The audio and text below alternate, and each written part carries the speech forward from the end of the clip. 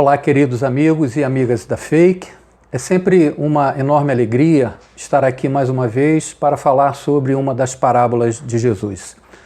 Como sempre fazemos nos tratamentos presenciais da Fake, iniciamos e encerramos as nossas atividades com uma prece. Portanto, convido a todos a fechar os olhos, a respirar profunda e tranquilamente, cada um no seu ritmo, acalmando os nossos corações e elevando os nossos pensamentos na direção do nosso Pai Criador.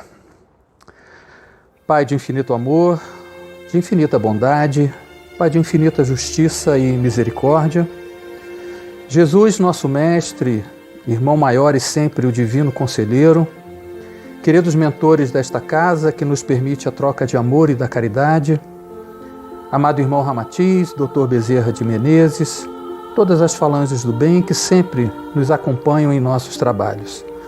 Agradecemos a todos, mas sobretudo a Ti, Pai Criador, por nos permitir esta oportunidade de estudar os ensinamentos e as obras de Jesus, nosso grande Mestre e divino Educador. Rogamos luz e proteção para a nossa tarefa de hoje. E assim, agradecidos e muito felizes por esta oportunidade, te pedimos, Pai, humildemente permissão para iniciarmos a apresentação de hoje, dando todos juntos graças a Deus. Muito bem, meus irmãos.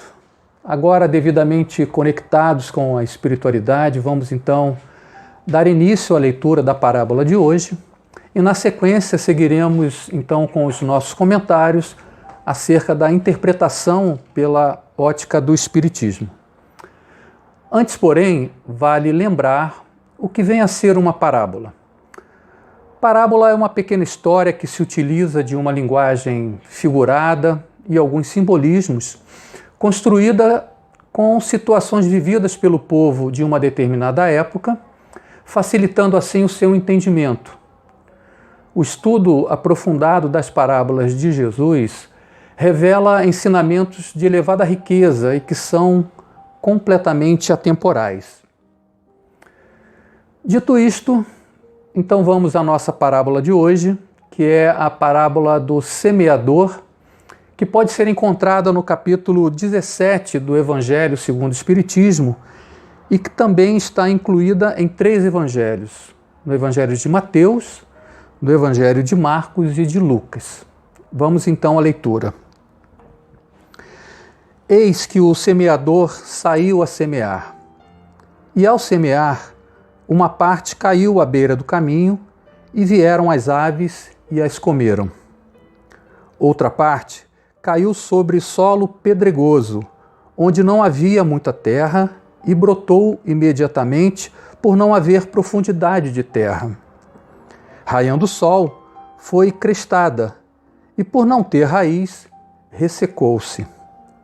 Outra parte caiu sobre os espinheiros. Os espinheiros subiram e a sufocaram. Outra parte caiu sobre terra boa e dava fruto, uma a 100, outra a 60 e outra a 30. Quem tem ouvidos, ouça. Como disse, essa parábola está em Mateus 13, versículos 3 a 9, está em Marcos, capítulo 4, versículos de 1 a 9, e também em Lucas, no capítulo 8, versículos de 4 a 8. Muito bem, antes de iniciar aqui os nossos comentários, é importante fazer um resumo desta parábola para que possamos transformar os conceitos abstratos que nos ajudam a criar imagens visíveis em nossa mente.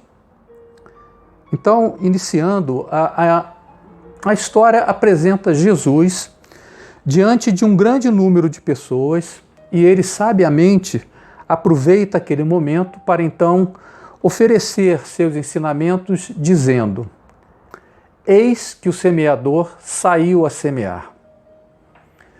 A primeira frase desta parábola vem retratar a própria figura de Jesus no papel do semeador, ou seja, aquele que veio jogar a semente dos seus ensinamentos nos diversos tipos de terrenos encontrados naquela época e que, por certo, perduram até os dias de hoje. Quando esteve encarnado, Jesus circulava por toda a Galileia, entre os camponeses que viviam da agricultura e, portanto, tinham como atividade principal semear a terra. Por esta razão, Jesus ofereceu esta parábola conectando as atividades às quais as pessoas estavam acostumadas, facilitando assim o entendimento de todos. Vale destacar que uma das características da agricultura daquela época era de que o terreno não precisava ser preparado para receber as sementes. Isso não era uma preocupação deles. Em outras palavras, após o término de uma colheita, as sementes eram simplesmente jogadas em meio às ervas daninhas, aos pedregulhos e aos espinhos que ficavam pelo caminho. E é exatamente nesse ambiente que Jesus aproveita para falar do processo de revelação da lei divina, sendo a semente, digamos, comparada à palavra de Deus. Como disse há pouco, Jesus compara a sua ação como o grande emissário das leis divinas, a atividade de um agricultor que saiu a semear sem qualquer distinção, procurando, de certa forma, lançar a sua semente de luz a todos os corações, estando eles preparados ou não para receberem as suas informações. E quando pensamos em sementes, podemos imaginar várias possibilidades. Uma semente será sempre uma real possibilidade da criação de uma pequena plantação limitada ao seu terreno. Entretanto, podemos imaginar também uma grande floresta que pode ocupar vários hectares. Nesta mesma ótica, a semente será também uma real possibilidade de muitos frutos e, como consequência disto, muitas outras sementes.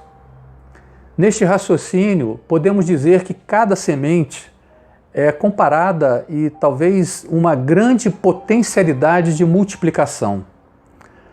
Portanto, a leitura da parábola nos leva a interpretar que a semente será sempre boa, com grande potencial, pois ela é comparada às mensagens e aos ensinamentos divinos. Na sequência da história, Jesus narra os tipos de solo que o semeador encontrou quando saiu a semear. E nesse contexto, o que representa a figura do solo? Podemos dizer que o solo é aqui representado pela humanidade, pelas pessoas, ou seja, todos nós que aqui estamos encarnados. O solo, exemplificado de formas diferentes, é que se torna responsável pelo sucesso ou pelo insucesso da colheita. Jesus, de forma sempre inteligente, consegue transformar os corações humanos em alguns tipos de solo. E para facilitar essa distinção, nós podemos classificar os solos da parábola, da seguinte maneira. O primeiro solo podemos chamar de beira do caminho. O segundo solo, caminho de pedras. O terceiro solo podemos chamar de espinheiro. E o quarto e último solo, boa terra. E logo no início desta parte da parábola, vimos que uma boa quantidade de sementes caiu no solo onde havia um caminho pelo qual os agricultores e todas as pessoas passavam. Este é o solo que acabamos de classificar como beira do caminho. Era um solo compactado, endurecido e quase impermeável, cujas sementes que ali caíram foram então pisoteadas pelas pessoas que por ele transitavam e também foram comidas pelas aves. Nesta demonstração, Jesus quer alertar a humanidade comparando este primeiro solo àquelas pessoas que são, digamos, extremamente refratárias ao novo, julgando que apenas aquilo em que acreditam é a mais profunda e pura verdade. E quando eu digo que Jesus quer alertar e não que Jesus quis alertar, é porque as parábolas possuem uma natureza atemporal, como eu disse no início. Ou seja, os ensinamentos de Jesus serviram para aquela época, para aquele momento, servem ainda para o nosso presente e, com toda certeza, servirão também para o nosso futuro. Assim como as sementes não conseguiram sequer penetrar no solo, essas pessoas com o coração endurecido não se permitem aprender novos valores, novos conceitos. São pessoas ainda imaturas, que normalmente assumem uma postura de indiferença, de insensibilidade a qualquer apelo ou aproximação de ordem mais elevada.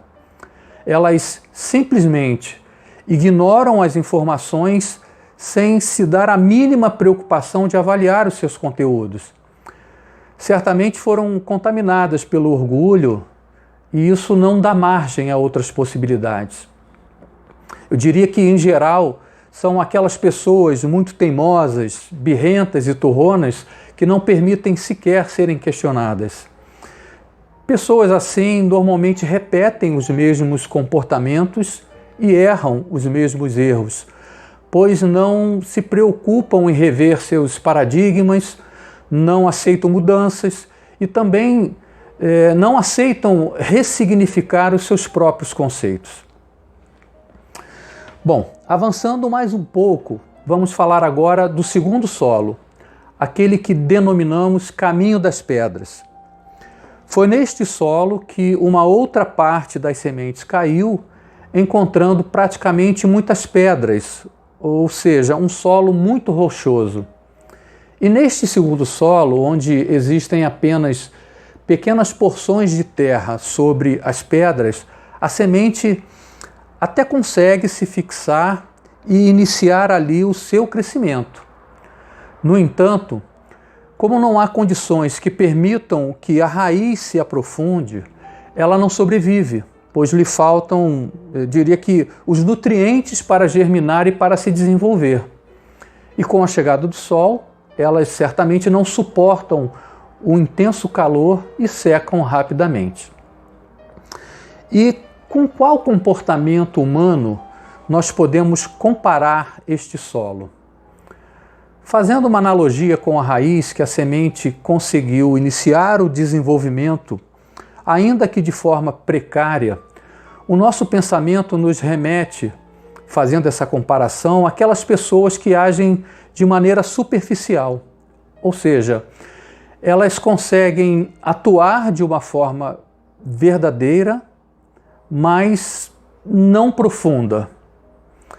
Essas pessoas até chegam a absorver uma parte da informação que recebem, mas não se preocupam em analisar com profundidade o seu conteúdo. Não buscam, talvez, entender a verdadeira mensagem na essência da informação e terminam por deixá-las de lado, não dando o devido valor. Podemos dizer que são pessoas que demonstram muito entusiasmo quando ouvem as palavras divinas, mas não entendem a verdadeira importância dessas mensagens. De forma natural, essas pessoas não conseguem encontrar em si as forças necessárias para vencer a sua zona de conforto, o seu comodismo, e então acabam permanecendo no seu estágio atual e não progridem. Possivelmente acreditaram lá no início que tudo estaria resolvido simplesmente por terem ouvido a palavra de Deus e os seus ensinamentos. Mas em seguida vem o sol, como na parábola, e termina com tudo, como aconteceu com as sementes. Bem, mas que sol é esse que é capaz de secar, assim como secou as sementes, tudo aquilo que nós iniciamos. E se não tiver sol, secará da mesma forma? Este sol pode ser entendido como as dificuldades e as vicissitudes que se apresentam diariamente em nossas vidas. E sempre haverá sol, mesmo quando não o estivermos vendo. Vamos imaginar como seria muito fácil irmos até as nossas lideranças religiosas, e aqui me refiro a qualquer uma delas, sem qualquer distinção ou julgamento de valor. E quando lá chegamos, revelamos e confessamos tudo aquilo que nós entendemos como uma violação às regras daquela religião, daquela doutrina, daquela seita, enfim, qualquer denominação que a gente queira dar. Seríamos talvez perdoados pelo líder religioso e assim receberíamos talvez o nosso perdão, a nossa carta de alforria com a revogação de todos os nossos erros ou de todos os nossos pecados. Simples assim. Mas será que é mesmo assim que isso funciona? Fazendo então uma pequena comparação com a nossa vida real, é como se, por conta de um problema qualquer, cometemos um pecado financeiro. Vou trazer esse exemplo, talvez seja mais fácil de entender. Em outras palavras, nós gastamos mais do que devíamos e a nossa conta corrente lá no banco ficou negativa. Bom, daí damos um jeito, pegamos um dinheiro emprestado com alguém que a gente conhece, da família, um amigo, vendemos algum bem que conquistamos lá com muito sacrifício, reunimos o dinheiro, vamos até o banco e cobrimos o saldo negativo. Pronto. Na nossa consciência, estamos zerados, estamos quites com o banco, não estamos devendo nada. Se a gente traz isso para as questões divinas, seria uma maravilha. Mas não é assim que funciona. Nós precisamos lembrar que Deus é equidade soberana. Deus não castiga e Deus não perdoa. Ele não precisa disso. Isso que eu acabei de falar pode até parecer um pouco duro, mas é o início de uma frase dita pelo espírito de André Luiz, que está no livro de Espírito da Verdade, psicografado por Chico Xavier. Não adianta apenas ouvir a palavra de Deus sem entender a essência do seu ensinamento. Não adianta irmos confessar os nossos erros ao nosso líder religioso, enfim, seja ele qual for, pedir o perdão e achar que isso vai zerar a nossa conta, como zerou a conta do banco, isso vai apagar os nossos erros. Somos nós que, de acordo com as nossas condutas, projetamos para o futuro as nossas sentenças de absolvição ou de culpa. E Deus, como disse, soberanamente justo e bondoso, Ele vai nos dar sempre novas oportunidades de aprendizado até que consigamos definitivamente aprender. Portanto, quando dissemos que o sol que queima as nossas sementes é comparado com as nossas situações, digamos, desfavoráveis que encontramos na vida, é porque nós ainda não aprendemos. Quando nós agimos como as raízes que não se aprofundam, certamente é porque ainda não entendemos que os obstáculos permanecerão em nossas vidas e somente serão eliminados na medida do nosso amadurecimento espiritual, que aí sim vai nos permitir um comportamento moral mais evoluído. Há um livro do Dr. Augusto Cury, intitulado O Mestre Inesquecível, que retrata esse personagem de uma maneira exemplar em um dos seus capítulos. Eu vou ler aqui. Diz assim: como o próprio Jesus disse, ele, e aí a gente faz a referência com o solo, representa todos os que receberam rápida e alegremente a sua palavra, mas não têm raiz em si mesmos. Bem em sintonia com o que estava dito na parábola, não é mesmo? Bom, vamos avançando um pouco mais e chegamos então ao terceiro solo, que chamamos de espinheiro.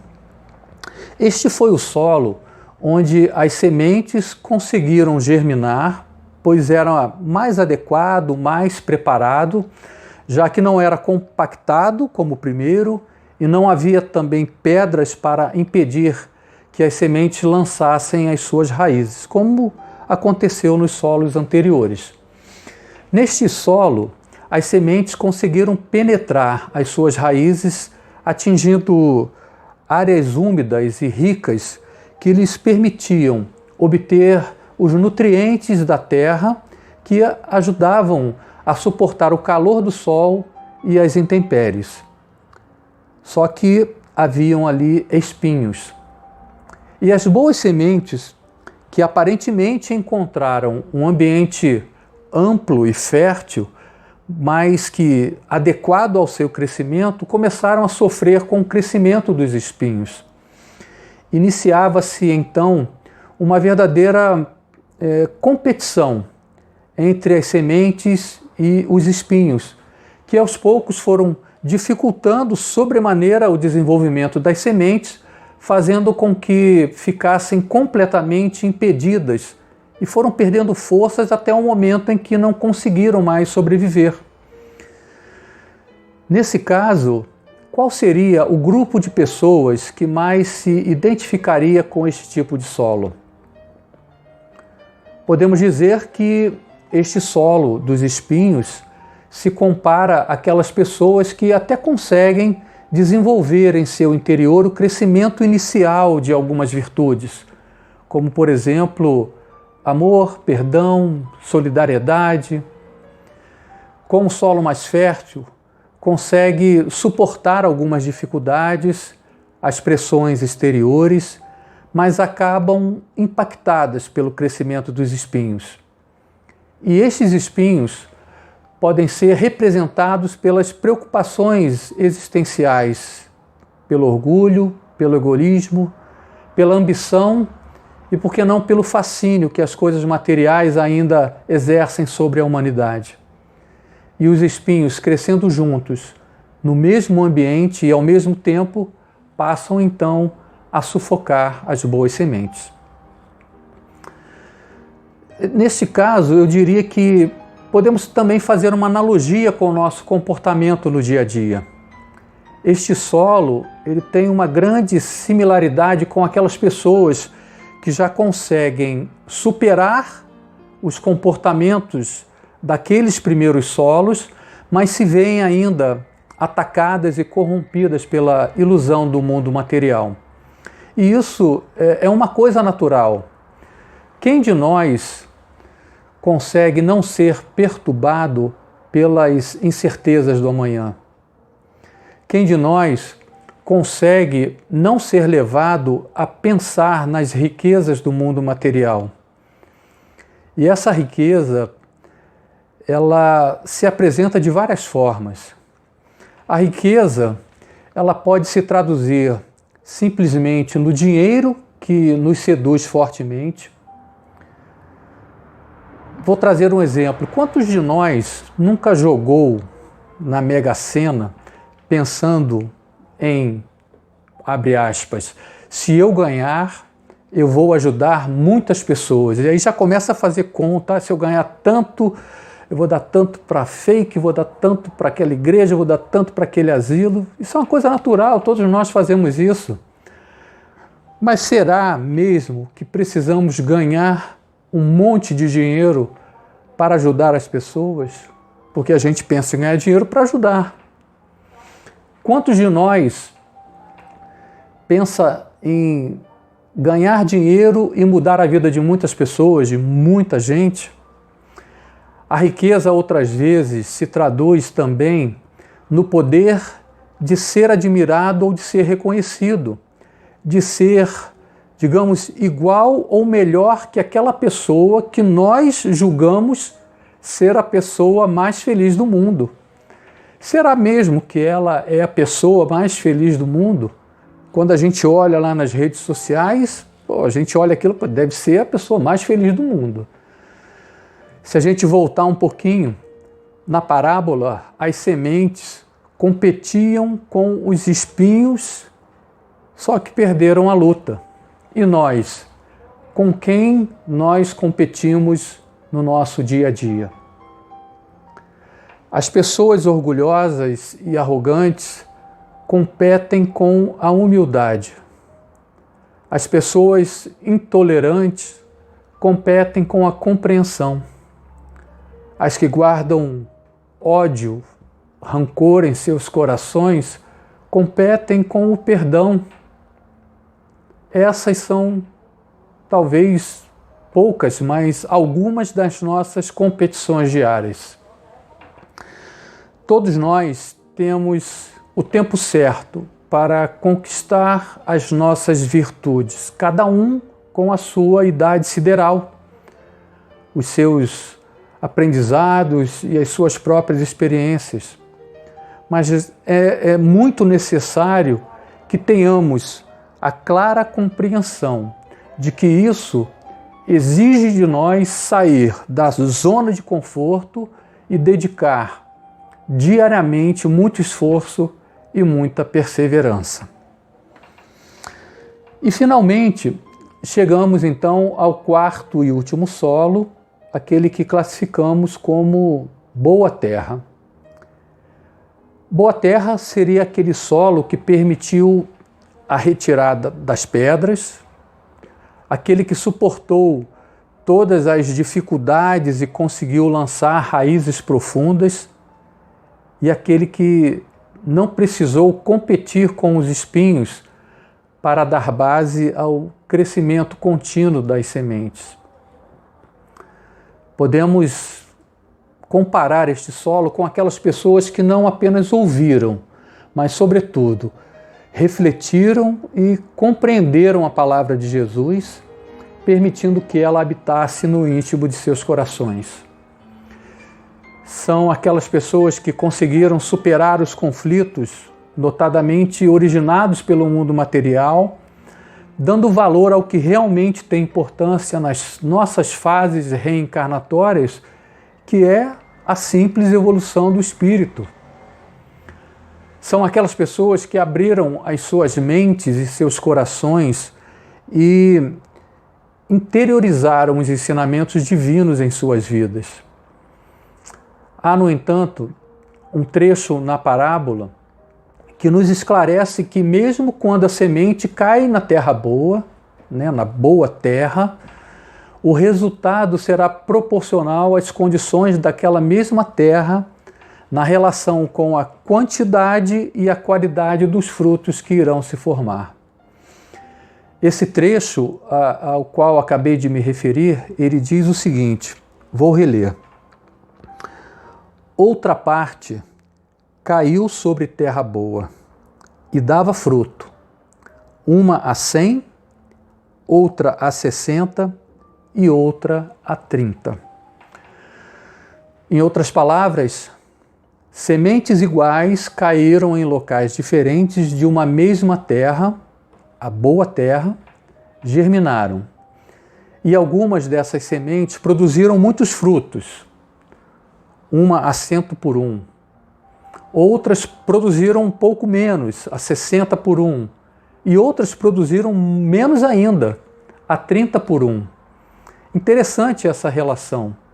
Sementes iguais, boa terra, com produções diferentes. Como explicar isso? Vamos pensar. A semente é a palavra de Deus, que é lançada indistintamente a todos os solos, a toda a humanidade. Lembra? O semeador saiu a semear. As revelações dos conselhos espirituais são ofertados a todos nós, filhos de Deus, sem qualquer tipo de alteração ou de mudança. A palavra de Deus é única e contém os mesmos ensinamentos, o mesmo propósito, a mesma medida, independentemente de quem irá ouvi-la. E Ele nos criou para evoluirmos e sermos felizes. Cabe a nós, como solos que somos, cuidar da nossa boa terra para que a frutificação seja a melhor possível, cujo resultado alcance as expectativas do nosso Pai Criador. E Jesus provou que isso é perfeitamente possível quando há esforço e clareza naquilo que entendemos e iniciamos. Jesus provou que nenhum solo é ruim a ponto de ser completamente inútil ou imprestável. Jesus provou que uma mulher adúltera pode ser lapidada e modificada e ter mais valor que um fariseu. Jesus provou também que, digamos, um detestável cobrador de impostos pode ser, sim, transformado em um líder de uma comunidade cristã. Tudo isso estão registrados, né? Todos esses eventos estão registrados nos evangelhos. Então, meus irmãos, precisamos refletir e encontrar o melhor caminho para usarmos o exemplo deste último solo, o solo da boa terra, como meta para o nosso crescimento. No livro O Ser Consciente, de Divaldo Franco, ditado pelo espírito Joana de Ângelis, que nos revela o quanto temos de potencialidade divina em nosso interior, há um trecho bem pequeno que diz o seguinte: o ser humano possui profundidade que deve ser penetrada, superando a superficialidade do dia a dia. E isso, meus irmãos, como já disse, só será conseguido com o nosso autoconhecimento e muito esforço. Todos nós vivemos numa rotina estressante diariamente. A vida é cada vez mais corrida. E, sem dúvida, grande parte de nós usa isso como desculpa para não meditar, para não orar, para não buscar a proximidade com o divino. Estamos sempre com pressa e, na grande maioria das vezes, não sabemos para o que ou para onde. A pandemia, de certa forma, tem nos mostrado isso. A reclusão, o confinamento, o medo, a angústia, tudo isso tem motivado as pessoas a buscarem algo superior, uma força suprema que conforte a todos, a buscar Deus, mesmo sem saber. E estamos percebendo também que precisamos de poucas coisas para isso. Na verdade, não precisamos de nada além de nós mesmos. A humanidade nunca havia experimentado uma quantidade tão grande de pessoas em oração, todos ao mesmo tempo, em que, da mesma forma, todos os templos estão vazios. Nós somos o templo de Deus. Deus está em nós. Somos centelhas divinas, criadas à imagem e semelhança de Deus. Então a evolução depende apenas de nós. Se semearmos o bem, não há como colhermos espinhos. E antes de entrar na fase final dos comentários, gostaria de deixar aqui algumas pequenas reflexões que podem, nos ajudar a entender o principal ensinamento desta parábola. Será que estamos nos preocupando em levar a semente do Evangelho aos nossos irmãos que ainda estão com os seus corações endurecidos?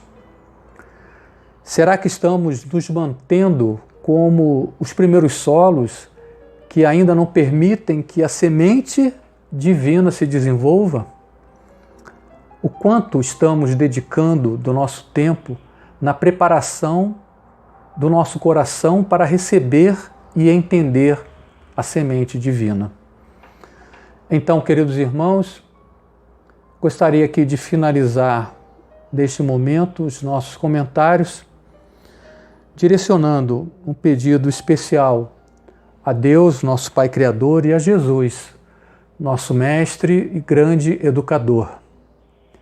Que todos nós possamos assumir um compromisso íntimo de empenhar todo o nosso esforço e a nossa energia na busca de um crescimento vertical, assim como as sementes que criam boas raízes, permitindo que a árvore alcance a luz do sol.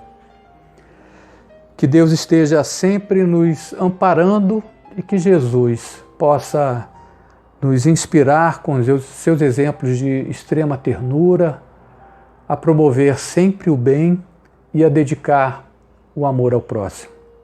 Graças a Deus. Bem, caros irmãos, como disse lá no início, em todos os nossos encontros, sejam eles virtuais ou presenciais, iniciamos e encerramos as nossas atividades com uma prece. Então convido a todos mais uma vez a fechar os olhos, tentando mentalizar bálsamos de luz e de amor que o plano espiritual estará jorrando sobre nós enquanto oramos, pedindo também que estes bálsamos sejam jorrados sobre todo o planeta Terra e sobre toda a humanidade que neste momento muito necessita. Pai de infinito amor, de infinita bondade, Pai de infinita justiça. Amado Mestre Jesus, nosso modelo de amor e governador do nosso planeta, queridos irmãos e espíritos superiores, amadas falanges espirituais que estão sempre nos acompanhando. Todos nós, louvando a Ti, Pai Criador, agradecemos pela oportunidade da vida, agradecemos pela harmonia, pela energia positiva que recebemos, mas principalmente, Pai, por nossa saúde. Pedimos, Pai, que essas bênçãos se multipliquem e sejam levadas a todos os irmãos que estão enfrentando as dificuldades deste momento que tanto tem afetado a saúde física e a saúde mental. E assim, Pai, humildes e felizes, rogamos a todos, mas sobretudo a Ti, permissão para encerrarmos o encontro de hoje, dando todos juntos graças a Deus. Muito bem, meus irmãos, chegamos novamente ao fim de mais uma apresentação. Queremos agradecer a todos pelo carinho, pela paciência e esperamos vocês no nosso próximo encontro. Fiquem todos com a paz de Jesus em seus corações. Graças a Deus. Viva Jesus e até breve.